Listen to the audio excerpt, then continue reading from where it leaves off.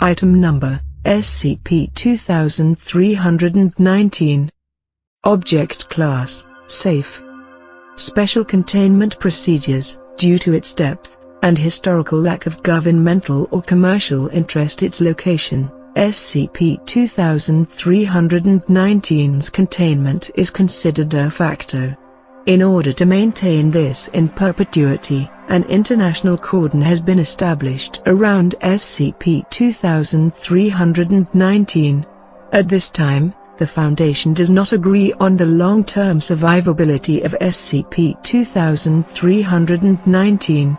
Based on degradation caused by the hostile environment surrounding it, it is assumed that SCP-2319 will continue to deteriorate. It is unclear if such deterioration will reduce the current anomalous properties.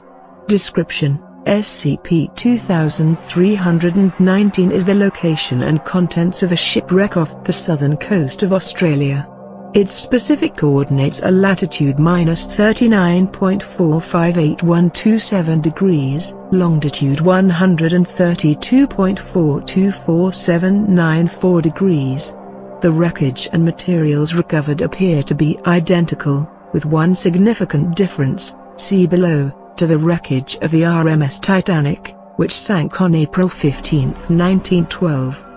All materials returned from SCP-2319's wreckage have been dated to specifications that would have been in use in 1912, with the exception of one item, see Addendum. All damage, deterioration of SCP-2319 is consistent with 1 year of seafloor existence. SCP-2319 was discovered by outside sources on October 7, and contained by the Foundation 3 weeks later under the guise of a low-level ecological disaster. Maps and seabed scans in the historical record show no reported claims of shipwreck and/or corresponding seabed disruption prior to the discovery of SCP-2319. Compared to the wreckage of the Titanic, SCP-2319 is mirrored along the longitudinal axis. Existing maps of the Titanic, once flipped east-west, are identical to SCP-2319 in all major landmarks. The current surface terrain surrounding SCP-2319 is as identical to the ones found at the current Titanic wreckage location, if also mirrored. All written text in REC is also mirrored, e.g. the archboard reads IATAT M. This includes more contemporary commemorative plaques. The only other noticeable difference between SCP-2319 and the remains of the Titanic is the remaining paintworks on the hull indicate that instead of a red underside, SCP-2319's lower hull coloring is green. As with the Titanic wreckage, a unique ecosystem of anemones, crabs, shrimp, starfish, and rattail thrives within the wreckage of SCP-2319. As of this writing, all attempts at bringing samples of the fauna to the surface for further study have failed, as all samples die within 2.1 to 3.2 kilometers of SCP-2319. Examination of the remains of creatures recovered from SCP-2319 show varying degrees of situs transversus. Polarimetry results of recovered organic materials show similar mirroring of D/L chiralities.